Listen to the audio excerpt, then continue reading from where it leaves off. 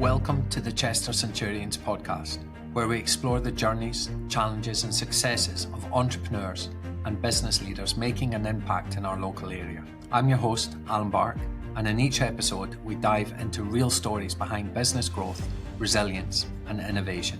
Today I'm joined by Jack Mitchell, founder of Staff 86, a business that has grown from the ground up to provide temporary and permanent staffing solutions for the hospitality and events industries. Jack has built and scaled businesses in this space, learning valuable lessons along the way.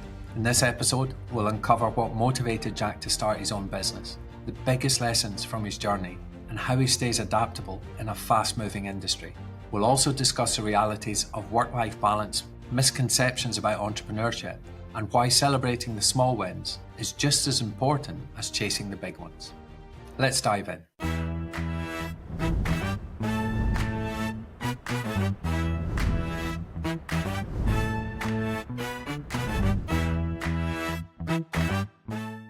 So Jack, welcome to the Chester Centurion Podcast. Thanks for having me, Alan. Nice to be here. So before we get started today, I'd love to know a little bit more about your business, what it is you do, and how long you've been trading. Brilliant. So we've been trading for about 4 years now, and I've been running temporary staffing agencies for around 12 years. We provide temporary staff to the hospitality, event, sales and marketing industry. So whether that's football grounds, racecourses or restaurants and bars, you name it, we cover it. And we also have a permanent business which deals with the permanent recruitment for our clients, helping them build their permanent teams in their sales office, in their hotel manager, maybe their food and beverage director, or their sales and marketing team. So two-pronged attack under the 86Group, Staff 86 temporary, Staff 86 permanent, and look after a lot of similar clients. And we grew from the hospitality industry early. So in a nutshell, that's what we do. Very good. And what motivated you to start your own business? And what was the driving force behind your decision to take on this entrepreneurial role? So this is my second business. I own one of them now, but so this venture I'll kind of come on to. I started a business around 12 years ago, and that was a temporary staffing agency. And I was kind of figuring out as we go. This was fresh out of university, and then we moved to the Lake District, moved to Edinburgh, and moved back around to Cheshire and Chester area, and went self-employed. And that self-employed just got a little bit busy. I was going to run restaurants or run a wedding for someone who was on holiday, or cover a pub for a landlord. And that just escalated, really. Maybe it got a little out of hand, but people would ask, have you got any friends? Have you got someone who can look after this pub for me whilst you're looking after this pub? I'd say yes. And off the back of that, we formed a company, a temporary staffing agency, and we registered. And we ran that for 3 years. In those 3 years, we got some great clients, some big names, and we sold it after 3 years. And the company that bought it employed me as the general manager of it, and I ran that for a further 5 years for them. Mm-hmm.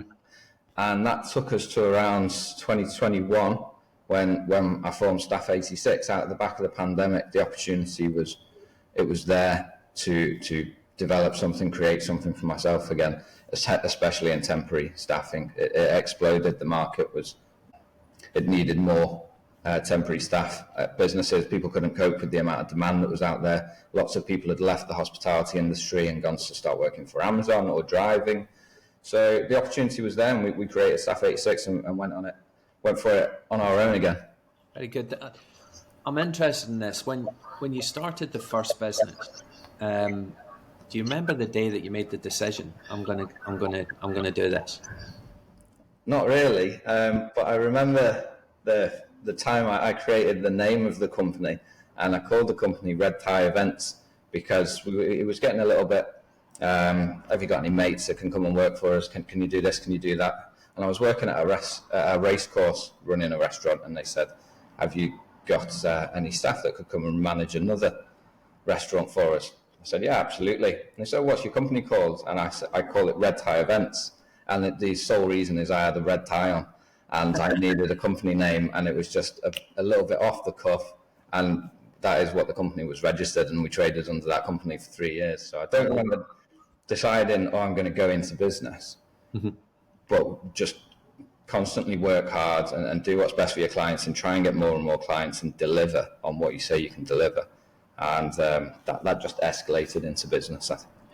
And when you started Staff 86, what were the lessons you'd learned from the first business? How much easier was it to start your second business? So much easier, so much easier, because I'd learned so many lessons, especially in the 5 years where I was general manager of the company that I'd created. Cash flow wasn't an issue then. Budgets weren't an issue. We didn't have to factor invoices or have large overdrafts to wait for client invoices to be paid. So I learned an awful lot around HR, recruitment, staffing. My role grew, my knowledge grew in that industry massively. So when we came to start Staff 86, it was much easier in terms of I knew what we needed. I knew the types of insurance we needed. I knew what payroll companies to work with. I knew what insurers to work with. That was great. And I had this long-standing relationship of about 8 years at that point with some really trusted clients that wanted to continue working with me. The hardest thing was we didn't have a bottomless pit of money. We didn't have a marketing team, a sales team, an accounts department, and you're just going for it on your own. So to get all those things in place is really, really tricky. To get the right level of insurance when you've only been trading for about 5 hours, to get the right type of overdraft that you need, because we were going to bring over so many clients of ours that were going to start spending lots of money. I needed the overdraft straight away, but we'd been going I've just moved into the office and I'd need XYZ overdraft, please, to cover us. So we partnered with some factoring companies who've been great and really helped us along the way. So really, really easier, so much harder all at the same time.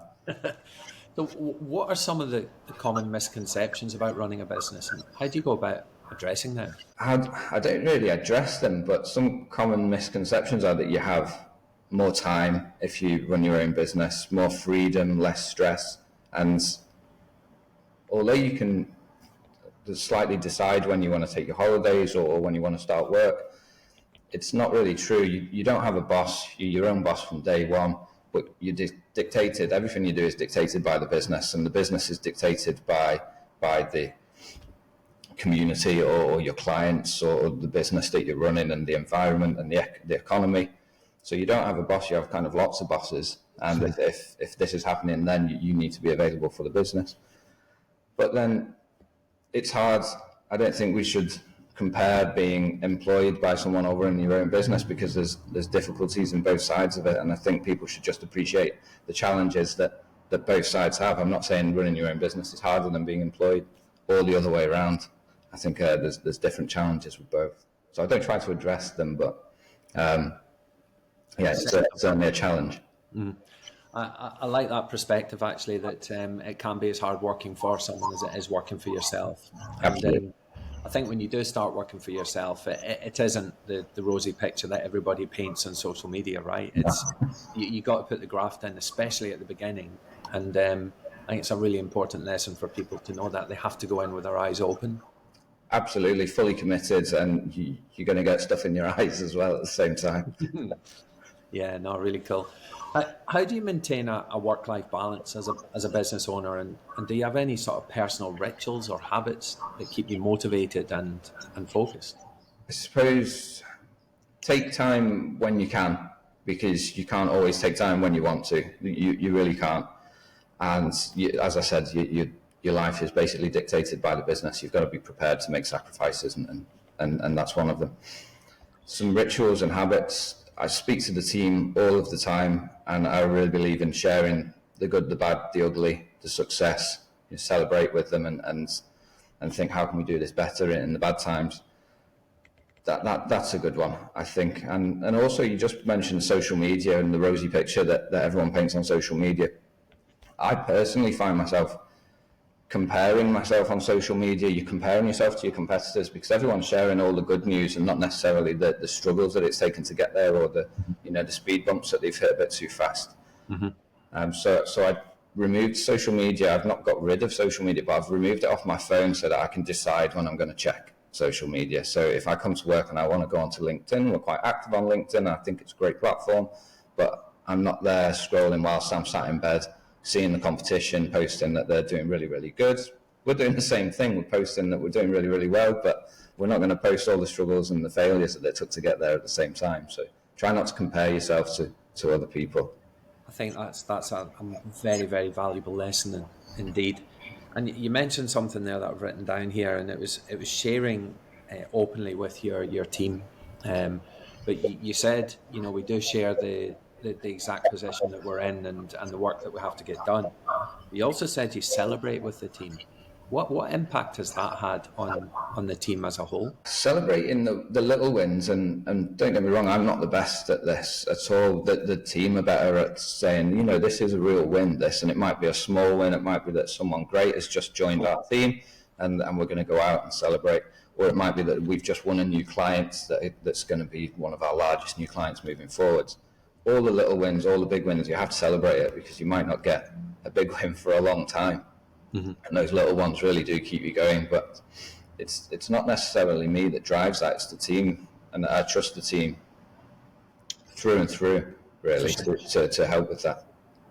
I think it is a common, I wouldn't say it's a problem, but it's something that you have to encourage business owners to do is pause, reflect, and celebrate where they are and celebrate the wins. And we're so focused on driving the business forward, sometimes we forget that we've created this incredible business that we should be happy with and celebrate where we are right now.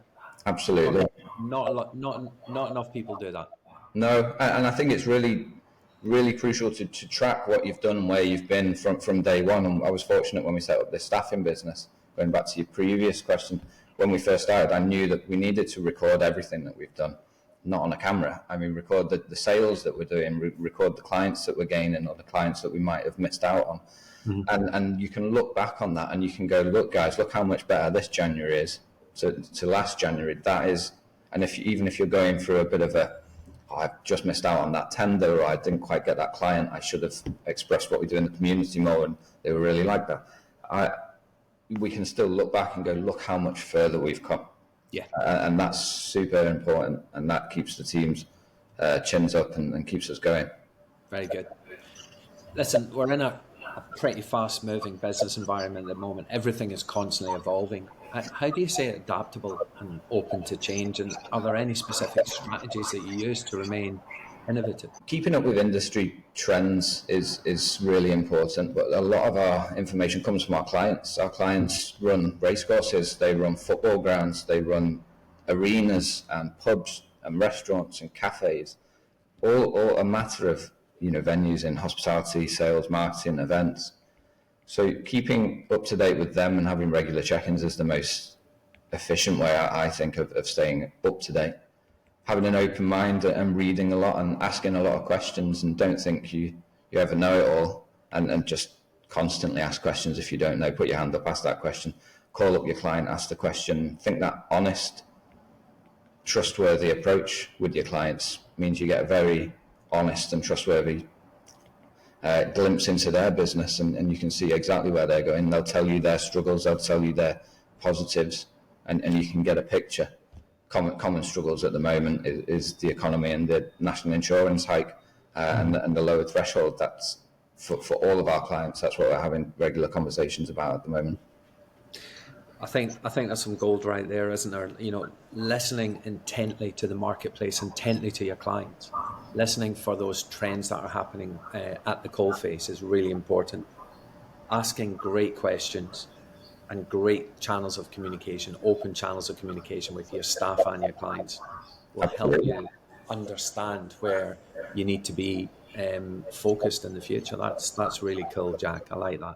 Yeah, absolutely. And trust your clients, be open with your clients, be honest with your clients, and I think you'll get that trust and honesty back. And the same with your teams. Listen, the company's growing quickly. I believe you've got 3 offices. Yes, we've got an office in Chester, where I am now.